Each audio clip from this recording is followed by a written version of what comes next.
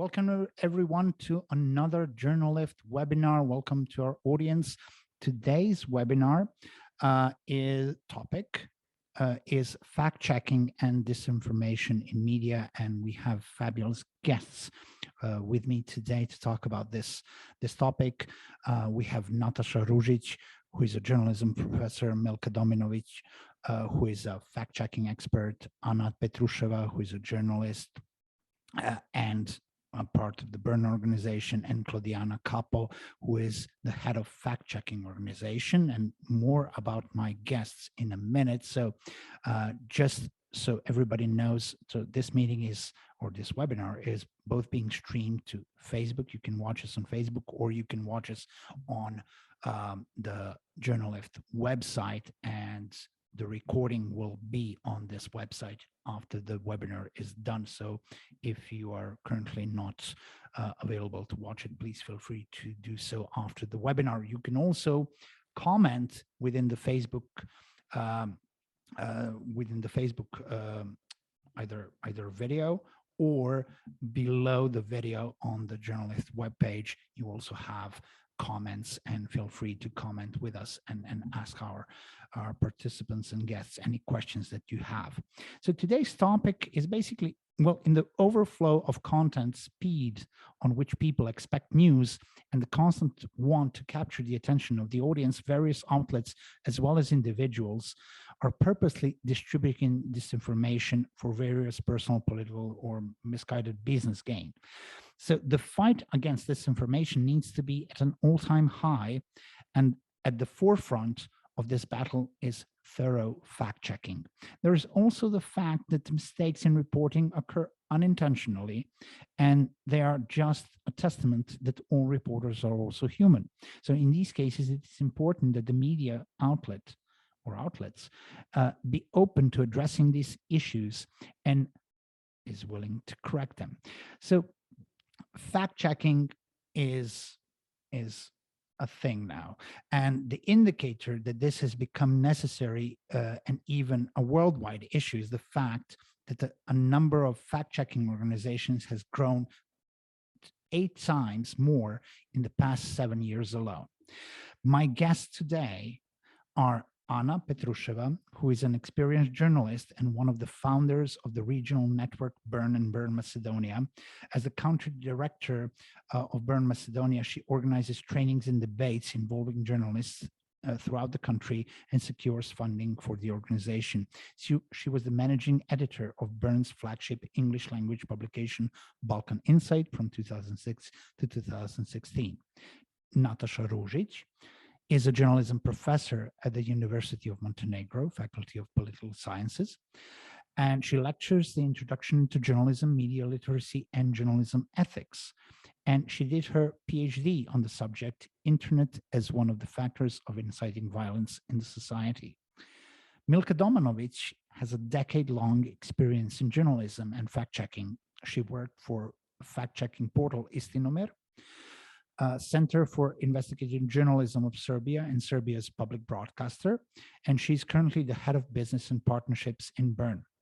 She was awarded a fellowship program by the International Fact-Checking Network, which she spent with the Pulitzer Prize-winning PolitiFact.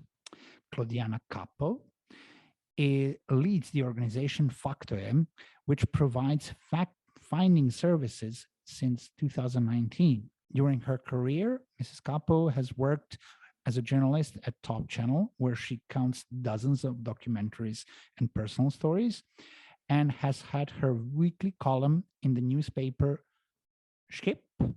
Claudiana will maybe correct me on that, and has worked as an editor-in-chief at the Albanian public television.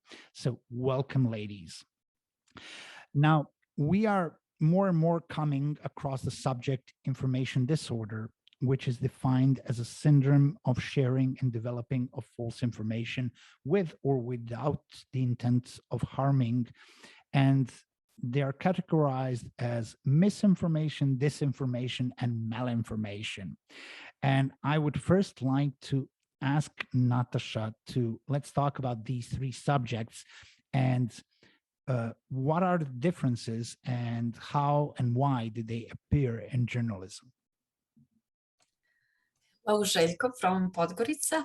I'm very glad that today I'm participating in this webinar, and I'm very glad that we are speaking of such important topic, especially in our time. As you said, there is really distinguish between three types of information disorder. That is disinformation. In fact, that is false information that is shared in cause to harm to person, organization, institution, even state, because we are speaking about information wars also, which are based on disinformation. And then we have misinformation. Misinformation, that means that actually a journalist made a mistake. He didn't check information that is a result of violating professional and ethical standards. And also we have malinformation, which is also shared to cause the harm, but that is information based on reality. So this is actually some kind of classification. And what is very sad in our society, that today in the journalism we are actually making some kind of classification of, as we can say, some kind of ethical mistakes that make journalists, but that make also the citizens. Why we have this kind of mistakes in media? I think that the problem is, first of all, because the media forget on professional ethical standards, because we know that there is 5 ethical standards that every journalist should respect. That is truthness, accuracy, fairness, objectivity, and impartial. So speed cannot be some kind of excuse for disinform the public, or for example, if we publish the fake news or something like this. I think the journalist, I can't accuse journalists for this situation. I can accuse media owners, because media owners are not taking care about journalists. That means that media owners actually, for example, in Montenegrin media, 5 or 10 people are working in one news media, and they should produce around 100 pieces of information, and that is too much. When the journalists have time to actually check this information, that is impossible. Second, owner of the media are not taking care about education of journalism, because we all know that journalism is changing so much because of the technology, and journalists should go to some kind of education through webinar, seminars, workshops, and to be informed about new trends and new challenges on the internet. But the owner of the media are not taking care about it. Third condition is actually economic condition, social economic position of the journalist, because somebody who is work for 300 euros is not actually taking care about professional standards. Maybe they are working on 2 jobs, and so on. So it's really a bad situation in which journalists, actually citizens, are some kind of victims, and citizens should be media literate, that they should improve their media literacy skills, because they have to check their information. But consequences will feel the media, because we can speak about the trust in the media, about accountability, if the media all the time or often publish some kind of disinformation. That is, I mean, a huge problem. Thank you for that, Natasha. I'm going to go directly to Milka and ask you, what are the most common uses or examples of disinformation? And Natasha also mentioned several causes for disinformation. So is there a root cause, or is the whole situation kind of evolving into that. So why does this information happen? So today, if we are speaking about most common examples of disinformation, it's obviously COVID-19. That's why we are not talking only about pandemic, but so-called infodemic. So that's what we saw on a global scale. But apart from that, from my experience, what is really interesting is to say that I've noticed that on many occasions, figures and statistics are actually behind disinformation. Because when you, in your intro, when you said that number of how many fact-checking organizations were developed in recent years, that's like a red flag for me as a fact checker. Is it really true? And what is really interesting for many politicians, who are obviously one of the main sources of disinformation, they often use numbers, figures, statistics that prove to be wrong, and that proved to be wrong repeatedly. But that is sometimes it's difficult for the journalists that need to fact check some things all over again. But sometimes if you already fact checked it in the past, you can obviously just use it once again. When it comes to your question about root cause, it's such a great question and such a difficult question, because it's really difficult to say what is the main root, and definitely I don't think there is only one root. Disinformation and misinformation and all these classifications that we mentioned, it's not something that is brand new.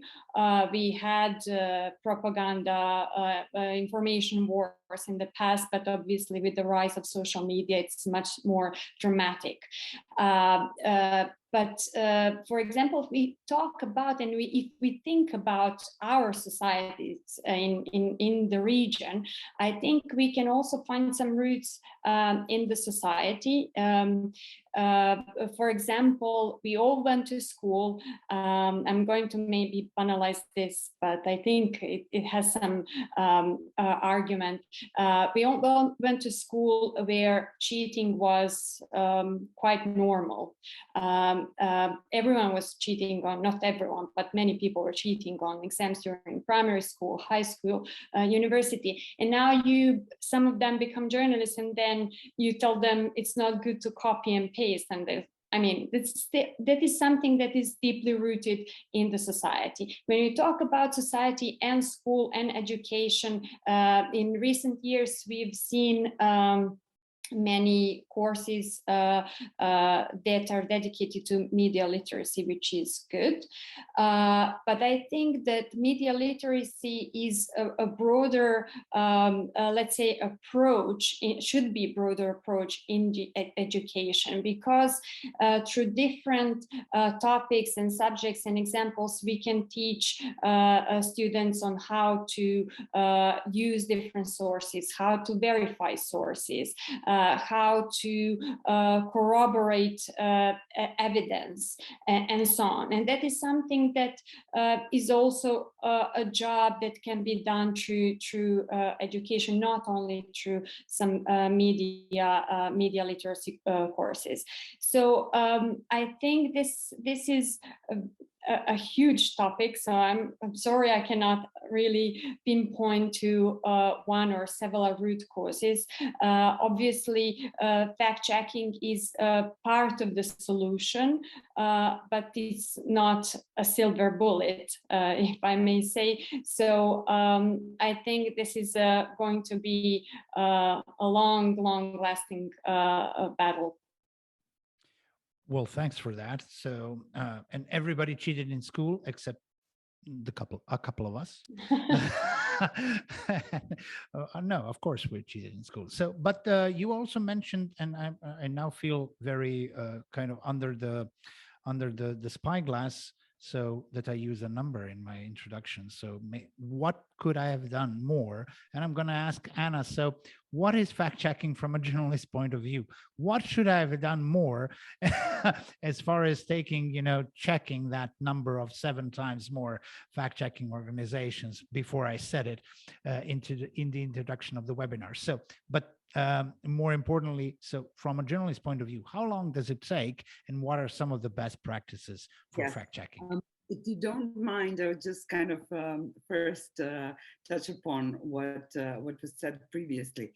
And I think that, apart from the fact that now everyone, well, no, you don't even need a computer. You can call yourself media even with the cell phone, correct? The fact that everyone is a media and can call themselves media or present themselves as such, and have access to a broad public, means that there's a lot of information out there. And I kind of find it difficult to accept how professional media, through the rise of disinformation, have been sort of amnestied in a way, and have allowed that, because I don't, in my mind, fact checking is integral part of reporting. And the fact that we have reached a stage when it's taken out and presented and functions as a separate genre, I mean, I can see it, but I can see, I would think that if we would live in normal societies, and when I'm talking about this, this is obviously not just a Balkan, but a global problem. Fact checking, I think, in my mind, as a separate thing, would be far more focused on what politicians are lying about in exchanges when they are bombarding us with numbers and statistics and so on, rather than saying, oh, the poor media, they don't have the time, because it's not that they don't have the time, it's the fact that in the past, professional media were the fence, were the guardians of that would have something that is very important as a tool, which is the vetting of the information. Now that anyone can put information out there, you don't have those defenses anymore. And the fact that once this information is out, and you don't have, because if you have, let's say, Anna Petrusheva says that Milka Domanovic has killed someone. If you would put that, as outrageous as it sounds, in today's climate, it would go out there, and by the time, Anna and Milka come out, or someone else says, but hang on a minute, there's nobody killed or something, it is far more difficult to stop it. And I think the answer to that, unfortunately, is lazy and dilettante media who are just obsessed with the number of clicks, because the editorial policy is nowadays down to Google Analytics. And it is not only acceptable, it's not feasible that a small newsroom that has 5 or 6 journalists, or even 10, can produce, like most of our websites are boasting that they're producing 100 to 150,000, 100 to 150 news per day. So, and as a result, you can laugh when you see on the news aggregators that, someone has made the original one, or has made numerous spelling mistakes, or has entirely incorrect names and so on. And everybody's just so busy copy pasting that everybody has the same mistakes, and it's all, it's a pretty clean cut thing. So in that sense, you can call me conservative, because I think that journalism cannot exist without the fact-checking process.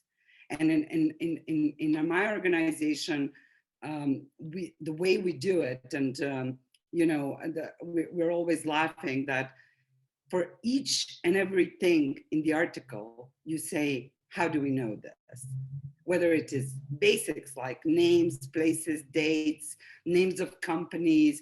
And of course, mistakes can happen, and it's very much human, but when it happens, it is usually some tiny errors, because we have quite a rigorous process. And of course, going back to your question, it makes a huge difference whether you're fact checking news information or you're fact checking an investigation story. Obviously, that takes much longer, because you need to verify sources. You need to make sure that you've done your proper research, you have all the background information, you've talked to everyone who is important. Nowadays, for instance, we were looking at recently the Council of Ethics here came up with information that 90% of the complaints to the Ethics Council, over 90%, were concerning the online media. So not the traditional, but the online media, and most of those, I think, were that they have reached sort of accuracy and providing accurate information. Did I go too far? Sorry. No, that's exactly right. So thank you for that. So that's from a journalist point of view, and of course, very important issues that are being addressed there. But what about what is fact checking from a fact checking organization's point of view, Claudiana? So what are the main roles of your and others like yours organizations, and what is fact checking from that point of view? So I will start with what is fact checking. Lately in the Netflix is the new serial that it called Inventing Anna. So it's a journalist that is fact checking the story of this girl that it's a true story. But when I see it, I have seen that it's the real journalism. So the real journalism, how to check the facts and then to create a story. For us, the fact checking is not something new because it's something that we have done all the time, checking the facts with in our daily job. And the most important thing is the integrity of the journalist, because it's the way how you collect and check the facts and also create the story. It's new when we are talking about the internet. When we are talking about the tools that we have to verify in the internet, there is a lot of disinformation that is going from the politician or from the media or from the businessman or for everybody that has a purpose. And the needed of fact-checking organization is really huge, because you need to know that these organizations that are all over the world and all over the Balkan has the three main pillars: that it's integrity, they need to be independent, and they need to be non-partisan. This is why they have this name, or they are this part of this big network. And this mean for the people that these organizations are verified sources and they do their job as they should. On the other hand, we have a lot, thousands or portals of media that they put a lot of disinformation for several purpose of politician, business, or company, we don't know. And you need to verify, because you have to fight with internet, and you have to fight with a lot of information that comes from internet. And the youth, but not only the youth, the main of citizen of us need to are being informed from internet. So this is why it's really important, the role of fact checking, the role of good journalism, and the fact that we need to have, let's say, to know that these media are professional and we can stand to what these media are saying or doing day by day. So it's good that all of us are part of this webinar today, because it's important that people know that you need to have facts and not opinion when you decide to share or to believe in something. Fantastic. So do we have any examples of statistics in the region? Of how many organizations of fact checking, or how many, how many issues did you come across? So when it comes to a fact checking organization, the statistics I want to ask, so what is the situation in the region? So how much disinformation is out there? There is, so to be honest, there is a lot of disinformation in the region, but I think all over the world. So the fact that this thing is so spread it all over is that the mechanism that the politician, but all these interest group are using, it's because it brings a lot of attention and it brings a lot of they make themselves more stronger in the country, but also in the region. So there is a lot of disinformation, but to do a fact checking, you need time, because you need to make ourselves distinguished by the other. So we need to make a lot of research. We need to have sources. We need to have expertise. We need to have data and evidence, so we can say that this is what we do, and this is why how you haven't to do your job.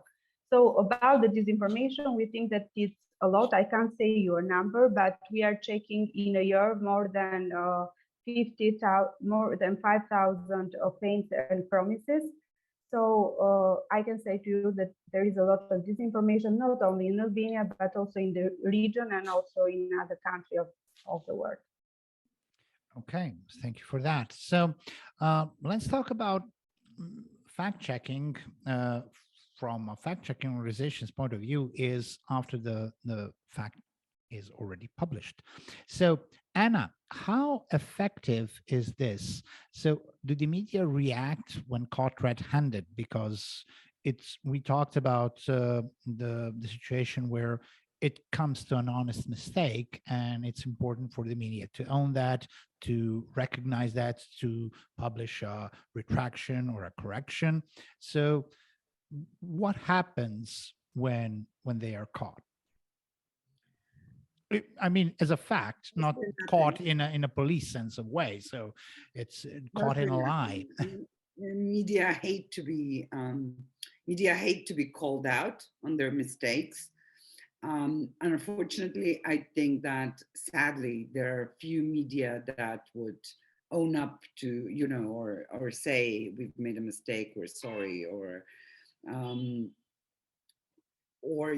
it doesn't necessarily have to be a fact-checking information. It could be something else that arises that makes them realize that they've made a mistake, or they could have, for instance, I don't know, listed one person and writing about another person that has a similar name or something like that, which does not necessarily have to be anything with malicious intent, but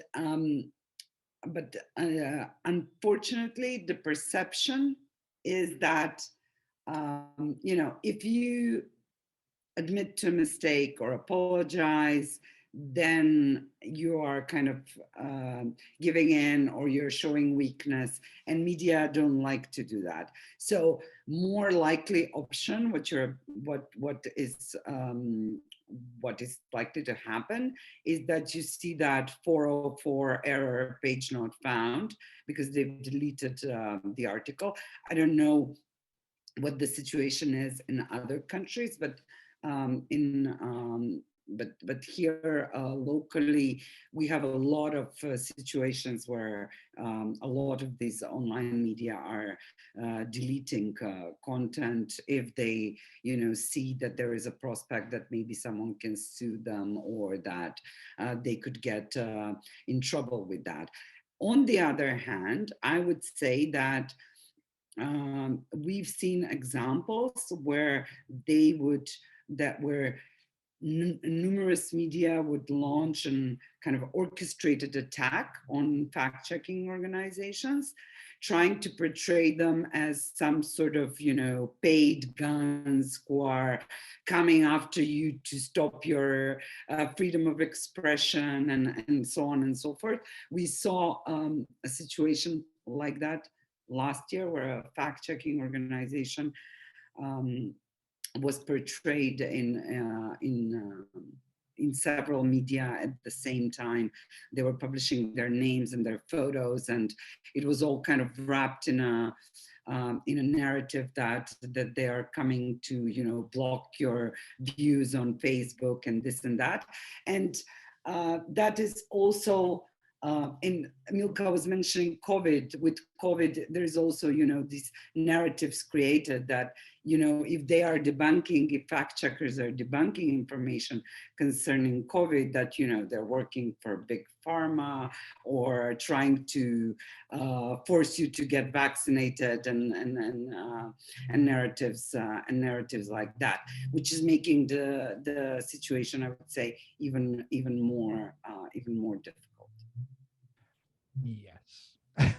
Thank you for that. I'd just also like to add that I think that, my personal opinion is that, reputable media that is working according to professional standards and has integrity when it comes to making mistakes, they have to come clean about it, because otherwise, it's they think that if they just play dumb and sort of try to ignore it and it'll be forgotten in a couple of days. That's not the case. It will have much more, I would say, long-term, it will inflict more damage on their reputation. I think it's much more honorable to admit when you've gotten something wrong. I totally agree, and thank you for that. So let's talk about, there are two things that I may expand the next question on. So we talk about journalists, and we want to talk about what are the necessary skills that they should implement when reporting as far as fact checking.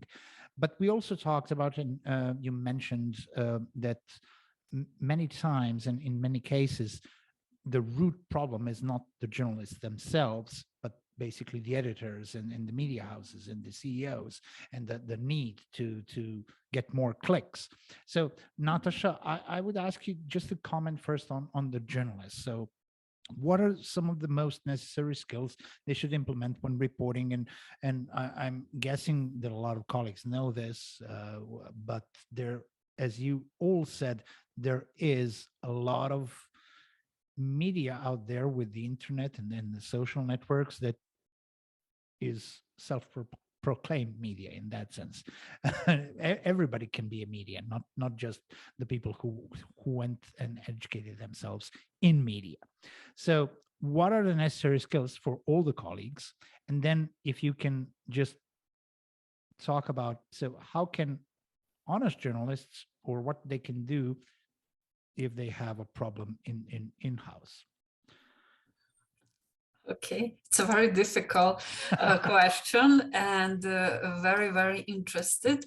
I would like to have answer on that question. I can say that we really learned student about journalist ethics, but sometimes when they come to the newsroom, they told to us, for example, you learn us something one, and when we come to the newsroom, we have a problem because we have to work on another way, and we don't like it.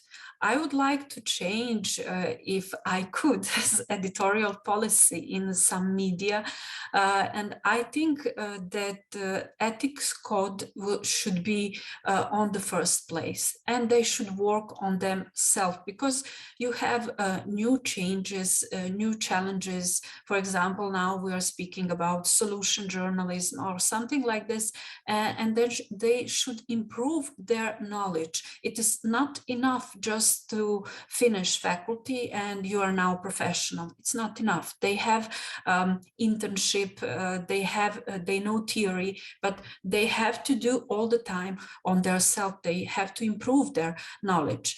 And I totally agree with Anna that the journalist profession means that you will check information, and then we will not need fact checkers.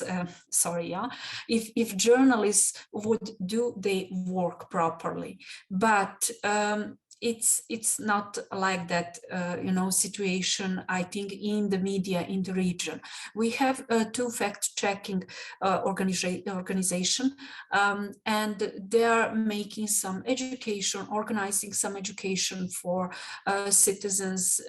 They are warning citizens about some kind of manipulation, and that is good. But I think journalists should be the first barrier when we speak about different kind of information disorders, because they need to know what is the new form of manipulation. Milka said that we had in the past different form, nothing is new. That is true. We had and propaganda and storytelling, and a lot of that even in 19th century, and propaganda is word from 17th century. So nothing is new, but we now have citizens also, and there are also problem because citizens are sharing this kind of information. And Siva Vaidyanathan has a great book, and this is not you know, some advertising, and he was writing about that the people like actually to trade attention on the social media. So they wanted somebody like their posts, and they will never admit that they made mistake.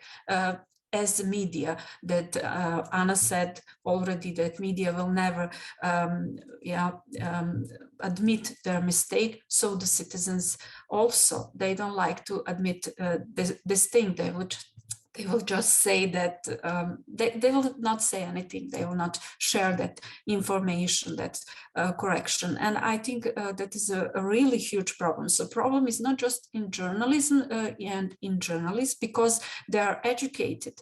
But the problem is when they are coming to the newsrooms, they don't have freedom. And one of the conditions to actually you take care about journalist ethics is freedom. Freedom that you can publish and you can sign that article, but nobody changed, for example, something in that your article, I mean context or a headline or something like this. Now we have that in the law, but it depends from the journalist. Every journalist will not fight with the editorial policy, and there is a lot of journalists who are now going to PR, public relations, and they are leaving journalists, and that is really sad.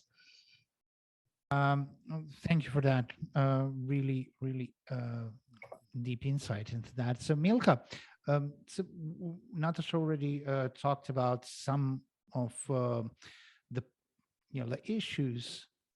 How can journalists deal with editors, and just braise the topic on that. So, but with the constant race to publish, so the editors are pushing clicks, as we said.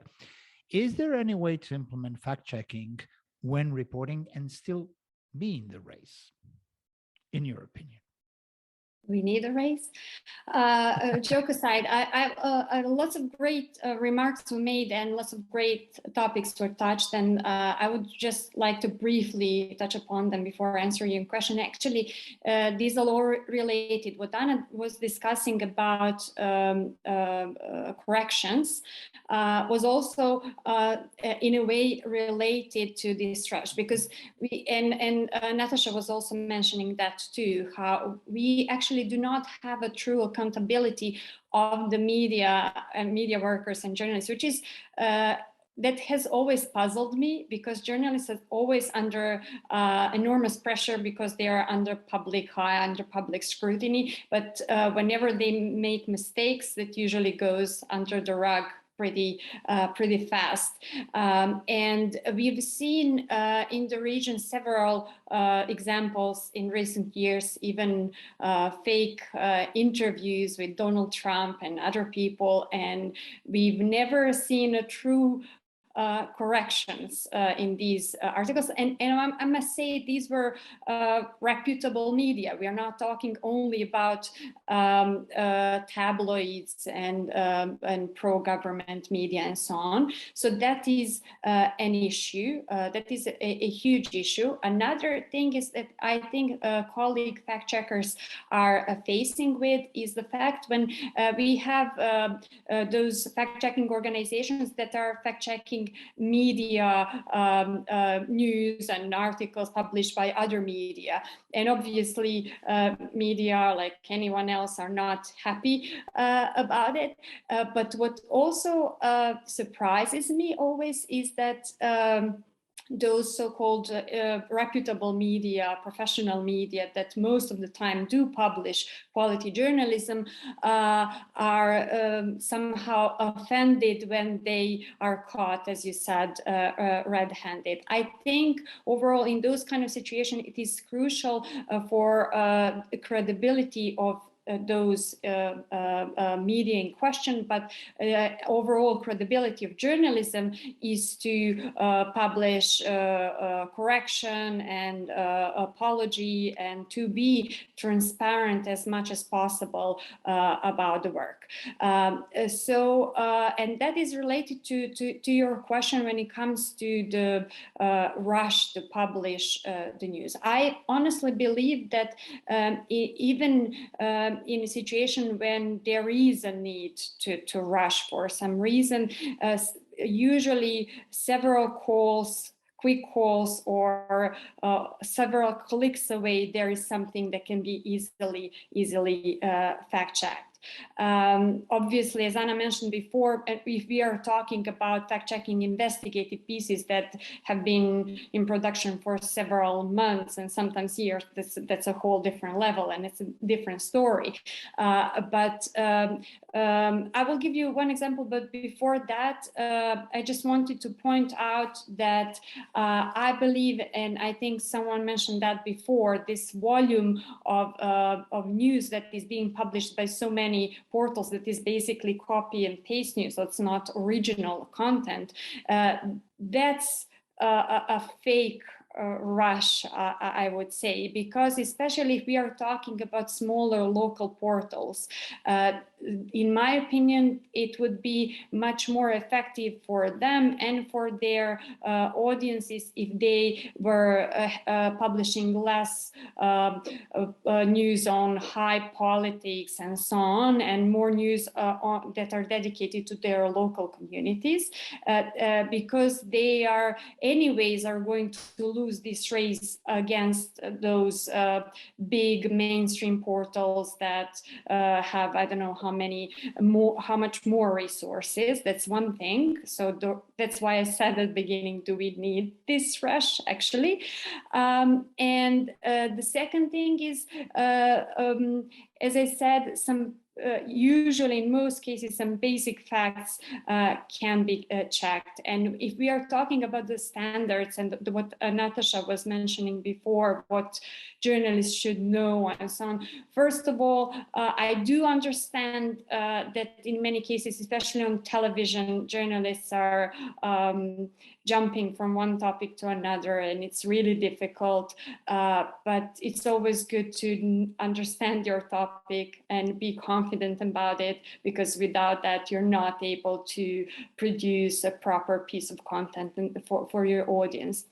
And the example that I wanted to share was just few days ago, I heard it on TV. There was a short report how 75% of drivers, 75% of drivers drive under the influence of drugs. 75% is more than the last year. So it literally means that everyone's almost under the influence of drugs driving. It just cannot be possible, and then there were this piece of information, I'm not going to say a fact, was followed by several statements how using drugs and driving is wrong, and some cliches and so on. And I just cannot believe that these journalists could not ask, what was the source of information, what was the sample, what was, just to make sense and actually understand these statistics. And it was easy. So, and there are so many examples like that on everyday level. So I think to sum up, in many cases, it's not very difficult to fact check some basic things. If you are not sure if that's true or not, just you don't need to publish it at all, or you don't need to include it in your article. Another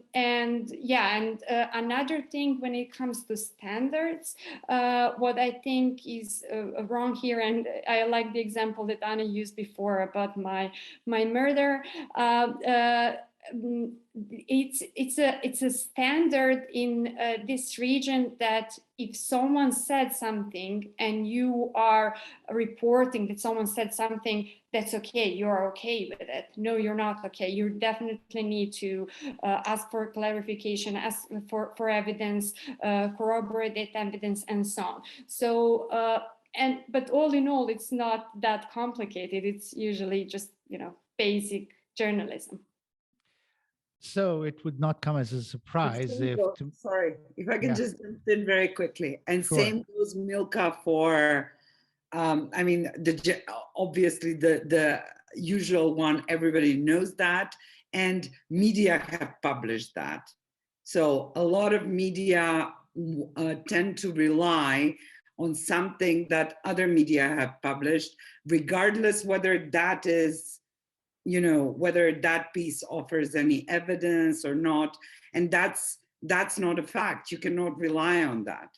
You cannot use it as a fact. Maybe you can say, you know, this media has reported this, but you cannot use it as a fact just because it was published somewhere.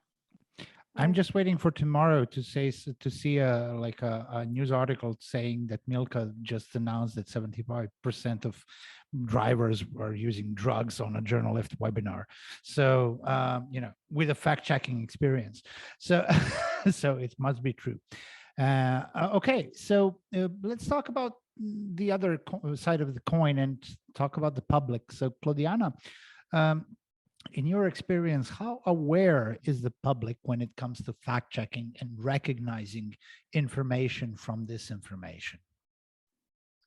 So we will be happy to say yes, the public is aware. We have passed during these years, the COVID, the pandemic, and we can say that during this period, a lot of people doesn't want to make the vaccine, and they have believed a lot of stories about them, that a lot of problems should come if they do the vaccine.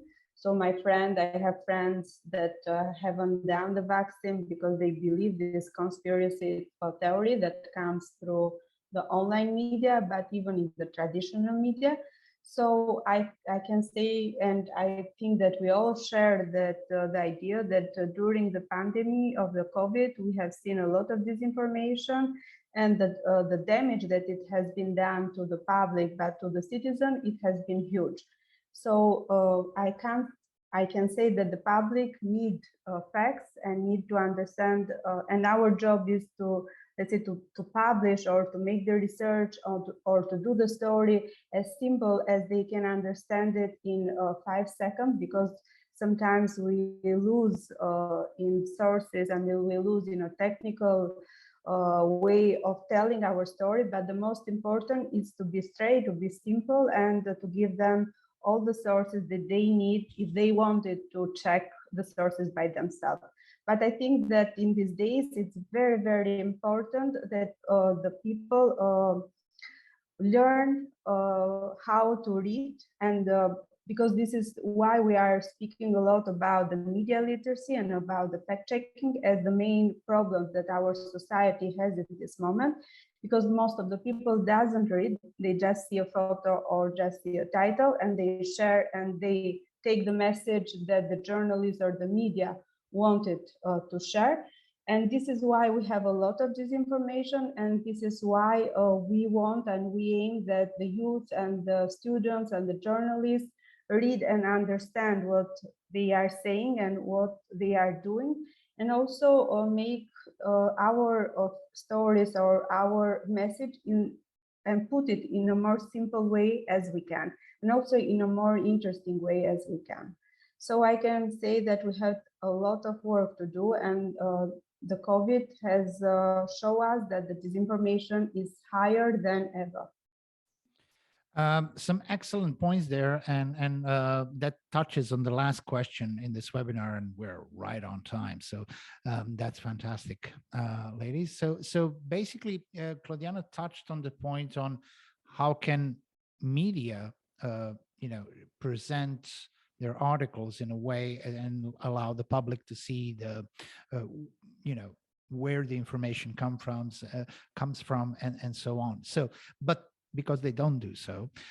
So I'm going to ask each and every one of you in, a short answer. So what do you think can be done to educate the public to recognize information from disinformation and to kind of better understand, and accept the facts and the news and the articles that they come across? Let's start with Anna, and then Milka, and then Natasha, and then Claudiana. Well, it's obviously it's a very complex question, and there's no kind of easy fix. Otherwise, it would have been done so far, and the situation wouldn't have escalated this much. I think that it has to be sort of done on different layers in different parts. I think on one hand, we all have to recognize that especially in our system, there's serious shortcomings and problems with the educational system. And in that respect, there should be a lot more efforts in introducing media literacy and critical thinking and so on, and reforms of that sort.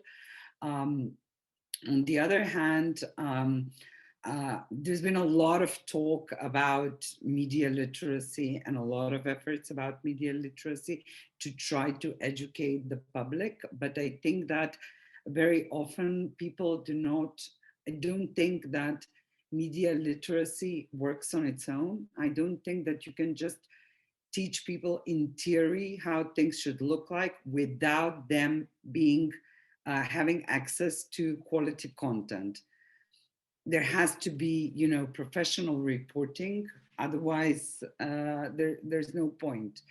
And then, you have the media, which kind of still have not, you have some attempts at self-regulation, but you still have very blurry lines in different societies between what are professional media and what is, all the other noisemakers, or I don't know how to call them, or self-proclaimed media, if you will.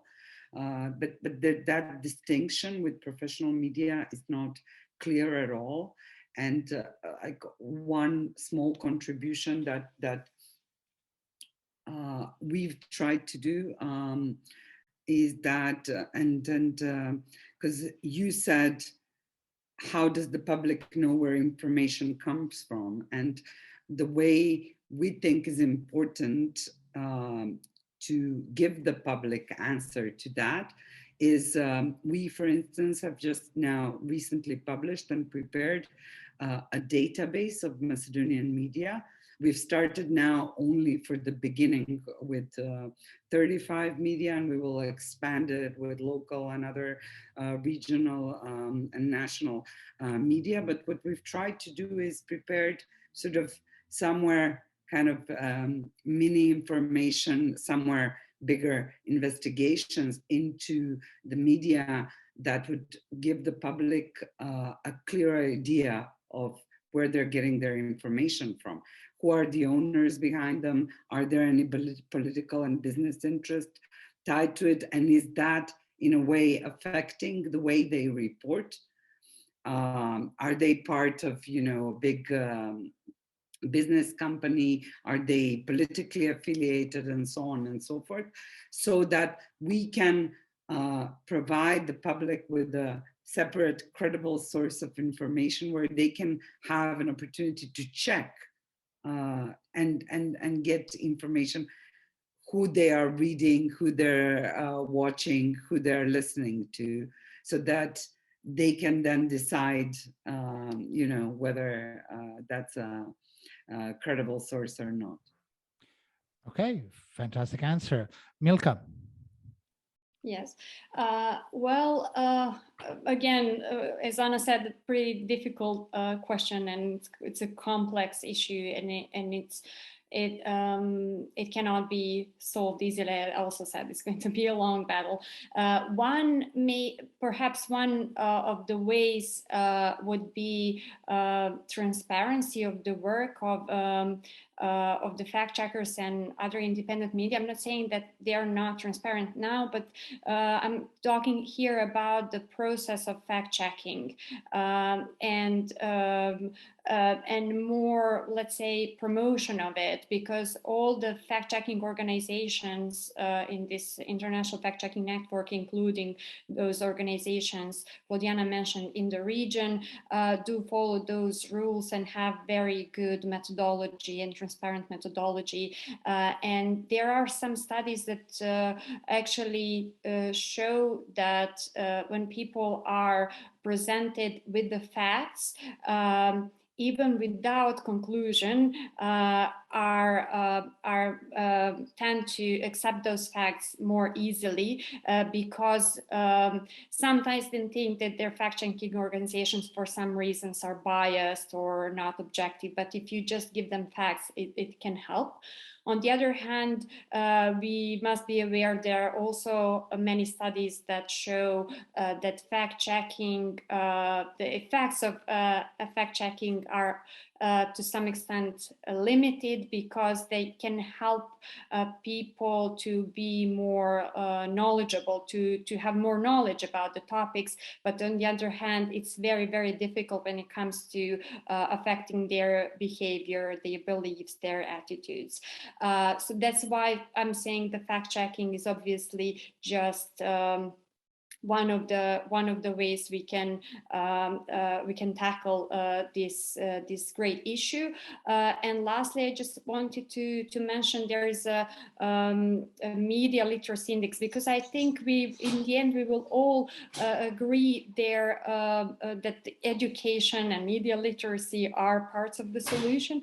And media literacy index that is produced by Open Society Institute from Sofia shows that all our countries, unfortunately, in the region are at the very bottom for several years, and the indicators in that index, which I think are also relevant for when we are talking about different ways of solving this issue, are press freedoms, and then education and trust.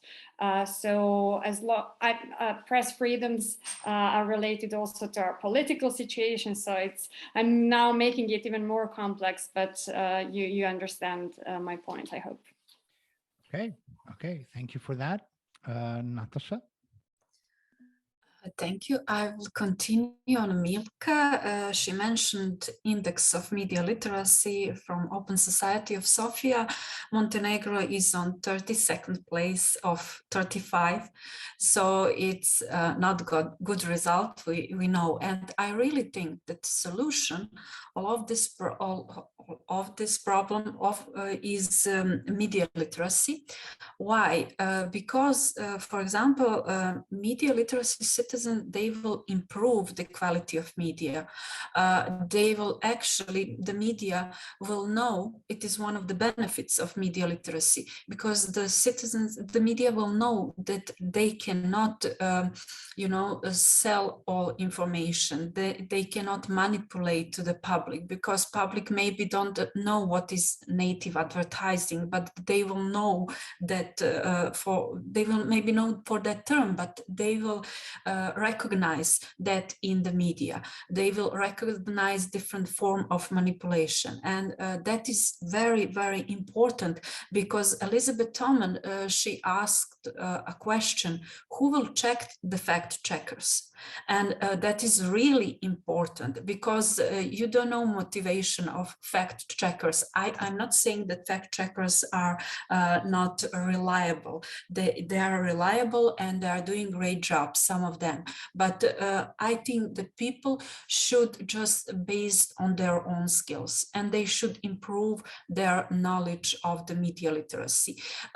Younger generation, Generation Z and Generation Alpha, will maybe be media literate society because they have media education through the formal education. But formal family education, non-formal education is actually the key and it will we can then fight against different kind of manipulation that we have in society, because we should be aware that deep fake or disinformation or malinformation, it is not the last, it is not the end. We don't know what else will be in the next level, what kind of manipulation we will see in the society. So we should be very, very careful and trust to ourselves.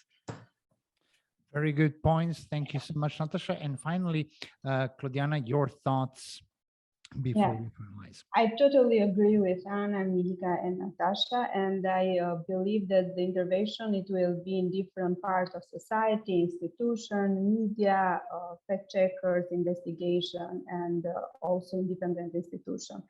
In the other side, I will close with one simple thing. Sometimes fact checking shouldn't come, or the media, the role of the media to inform the public and to educate the public, it's not only by our articles or what we do in our daily job. It should come also from the films, from the theater, concerts. So let's say the education of the people should be more trendy, or speaking in an easy way, because sometimes we are so serious. Our work is really very professional, and we should have transparency in every step, but this is not in the right mood with the people, normal people do in their daily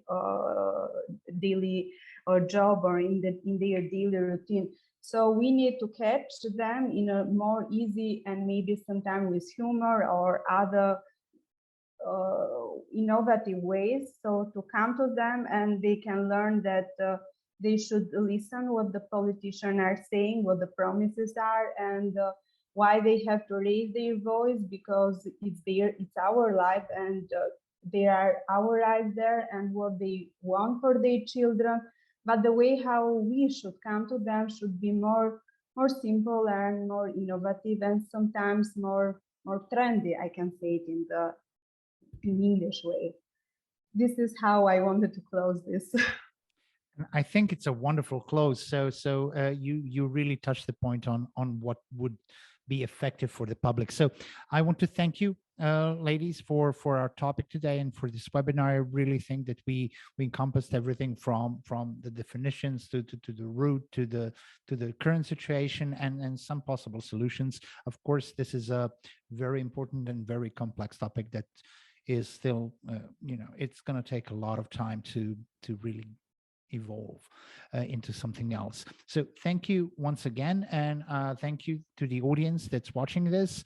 You can check out other content on the Journalift website, our previous webinars, and of course every other piece of information, article, and video that we have there. Until the next one, see you soon.